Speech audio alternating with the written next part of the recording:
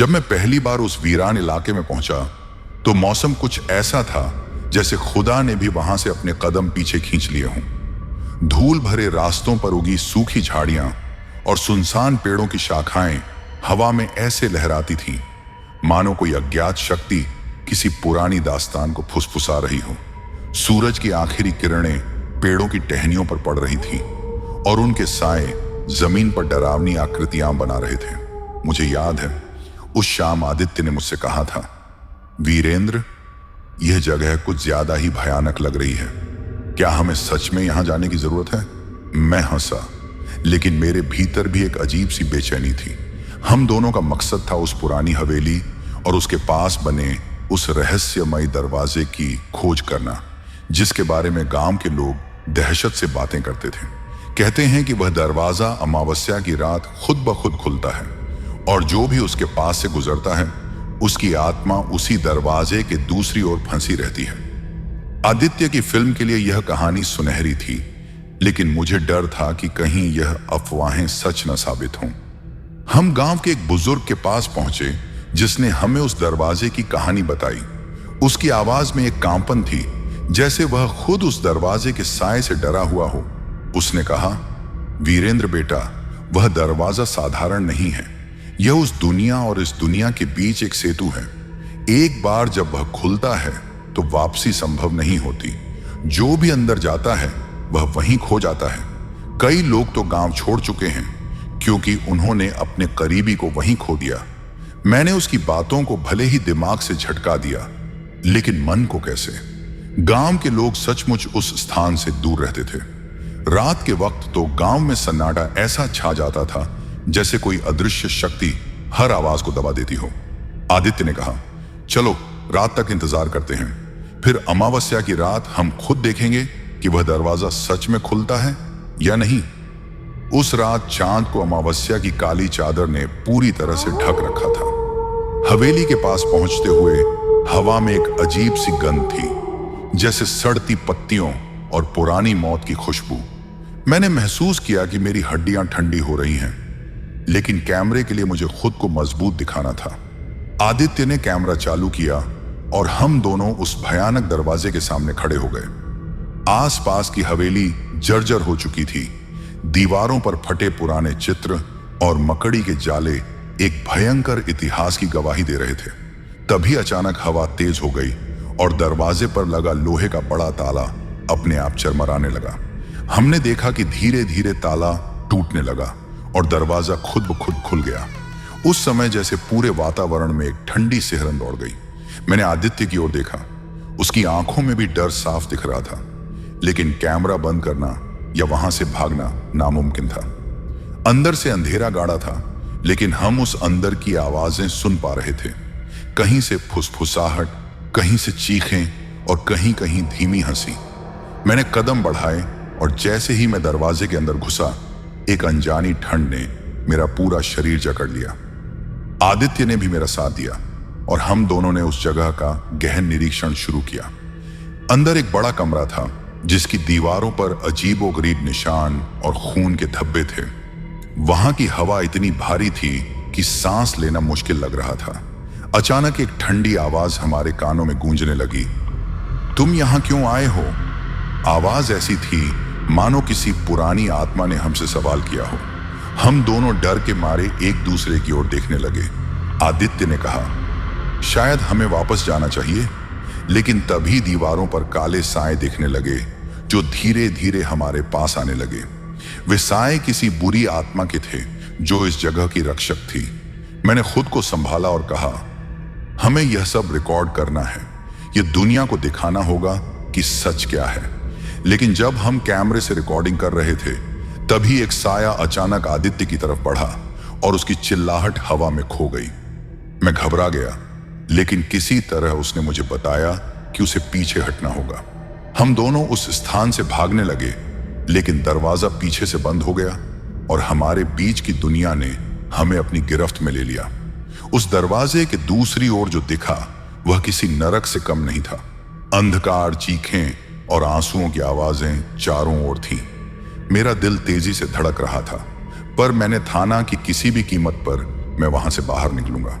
आदित्य का साथ भी मेरी ताकत था, लेकिन यह जगह हमारी सबसे बड़ी परीक्षा थी, जहां समय और जगह की कोई सीमा नहीं थी।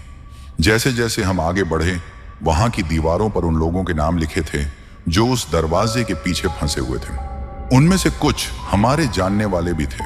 हमें समझ आ गया कि यह जगह सिर्फ एक डरावना खंडहर नहीं, बल्कि उन अनगिनत आत्माओं का कारागार है जो वापस दुनिया में लौटने की तमन्ना लिए हैं। हमने एक एक करके उन आत्माओं से बातें करने की कोशिश की, जिन्होंने हमें बताया कि कैसे वे उस दरवाजे के जाल में फंस गए थे। उनकी वेदना इतनी गहरी थी कि मेरे अंदर भी एक अजीब सी पीड़ा हुई। तभी मैंने महसूस किया कि हमें एक रास्ता निकालना होगा, वरना हम भी उनकी तरह यहीं कैद हो जाएंगे। लेकिन वहां की दीवारें धीरे धीरे सिमटने लगीं और फंसने का डर हमारे दिलों में घर कर गया। तब मुझे याद आया उस बुजुर्ग की बातें, जो अंदर जाएगा उसकी आत्मा यहां रह जाएगी। मेरा मन कांप उठा। आदित्य ने मुझसे कहा, वीरेंद्र, जल्दी करो, हमें यहां से निकलना होगा। हम दोनों ने एक दूसरे का हाथ थामा और दरवाजे की ओर दौड़ पड़े। जैसे ही हम बाहर निकलने लगे, दरवाजा धीरे धीरे बंद होने लगा।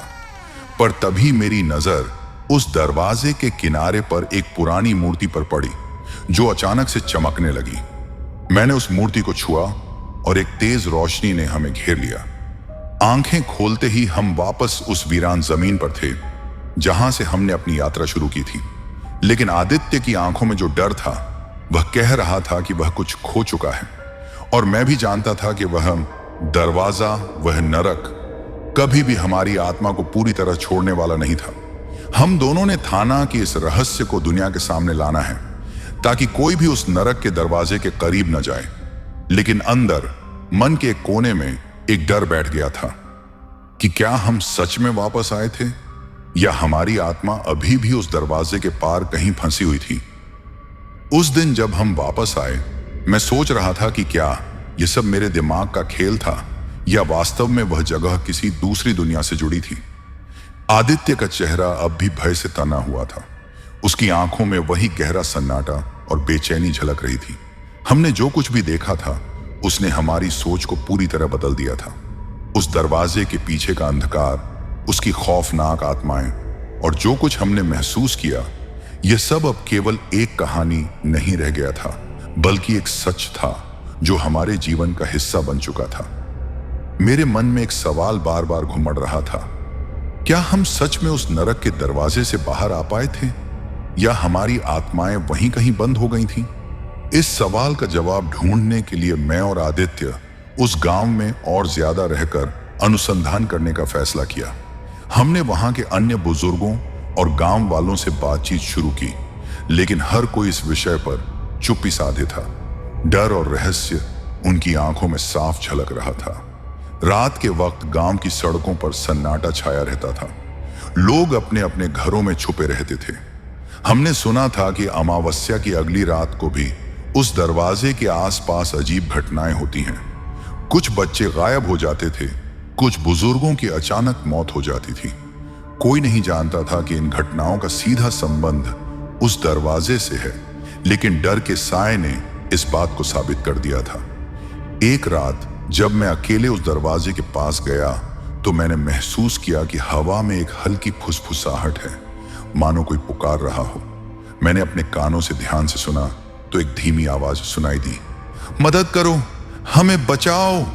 मेरी रूह कांप उठी। मैंने सोचा कि यह आवाजें तो मेरे दिमाग की उपज हैं, लेकिन फिर मैंने देखा कि दरवाजे की ओर कुछ सफेद साए उभर रहे हैं। ये आत्माएं थीं। वे लोग जो वहां कैद थे, उनकी आंखों में पीड़ा और उम्मीद थी। मैंने उनकी आवाजों को रिकॉर्ड करना शुरू किया, ताकि यह साबित कर सकूं कि वह जगह सचमुच भूतिया है।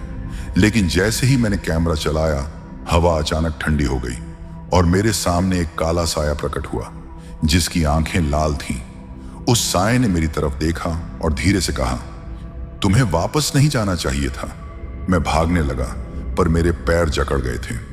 तभी आदित्य की आवाज मेरे कानों में गूंजने लगी, वीरेंद्र, भागो या हम दोनों वहीं रह जाएंगे। मैंने अपनी पूरी ताकत से खुद को छुड़ाया और गांव की ओर दौड़ा। उस रात के बाद हमारे अंदर का डर दोगुना हो गया।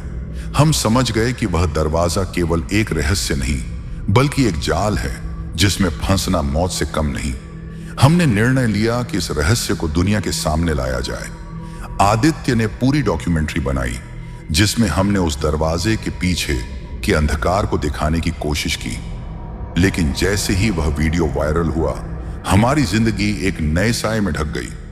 अजीबोगरीब घटनाएं हमारे आसपास होने लगीं। दरवाजे के पास की आत्माएं हमारे साथ जुड़ गई थीं। अब हम दोनों जानते थे कि वह नरक दरवाजा हमारे जीवन का हिस्सा बन चुका है और यह कहानी अभी खत्म नहीं हुई थी। रात के उस काले सन्नाटे में जब पूरी दुनिया मानो थम सी गई हो, मेरा दिल हर पल तेजी से धड़क रहा था। आदित्य और मैं दोनों इस बात से चिंतित थे कि हमने जो कदम उठाए हैं उनका परिणाम क्या होगा। हमें पता था कि वह दरवाजा केवल एक रहस्यमय दरवाजा नहीं बल्कि एक भयंकर काल कोठरी का प्रवेश द्वार है। लेकिन अब तक हम दोनों उस भयावह सत्य से अनजान थे जो हमें इंतजार कर रहा था। पिछली रात जब मैं अकेले उस दरवाजे के सामने खड़ा था तो वहां की ठंडी हवा के बीच एक पुरानी आवाज सुनाई दी, आओ देखो अपनी असली दुनिया। पहली बार मुझे लगा कि शायद दरवाजा सचमुच उस दूसरी दुनिया का रास्ता है जहां कैद आत्माएं अपनी मुक्ति की आस लगाए बैठी हैं। लेकिन उस आवाज में कोई मोह नहीं था, केवल द्रवित पीड़ा थी। हमने निर्णय लिया कि हमें इस रहस्य को और गहराई से जानना होगा। हम उस गांव के एक पुराने पंडित से मिलने गए जो वर्षों से उस रहस्यमय जगह की कहानियां जानता था। पंडित ने हमें बताया कि यह दरवाजा मृत्यु लोक और जीवित लोक के बीच एक पुल है और जो भी इसे पार करता है उसकी आत्मा अनंत काल के लिए वहीं फंसी रहती है।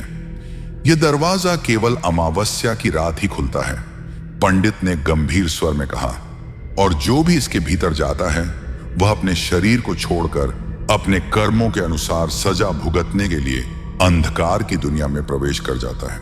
यह सुनकर हमारे रोंगटे खड़े हो गए, लेकिन हमारे मन में उत्सुकता भी थी। हमने पंडित से उस दरवाजे को बंद करने का कोई उपाय पूछा तो उसने कहा, यह केवल तभी संभव है जब कोई जिंदा व्यक्ति अपनी आत्मा को त्याग कर उस दरवाजे के भीतर फंसी आत्माओं को मुक्ति दिलाए। मैं और आदित्य दोनों उस चुनौती से भयभीत हो गए। फिर भी हम तय कर चुके थे कि इस भयावह रहस्य को दुनिया के सामने लाना होगा। फिर एक अमावस्या की रात आई। हम दोनों वापस उस दरवाजे के पास पहुंचे जहां आसपास की हवा अब और भी भारी और काली लग रही थी। जब दरवाजा खुला तो हमने हिम्मत जुटाकर उस अंधेरी दुनिया में कदम रखा। दरवाजे के दूसरी ओर की दुनिया ठंडी और काली थी।